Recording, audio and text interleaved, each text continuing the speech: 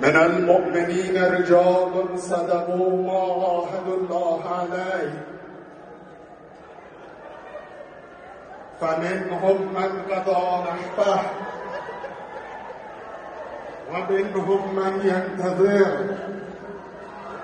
وما بدلوا تبدیلا. صدق الله العلی العظیم.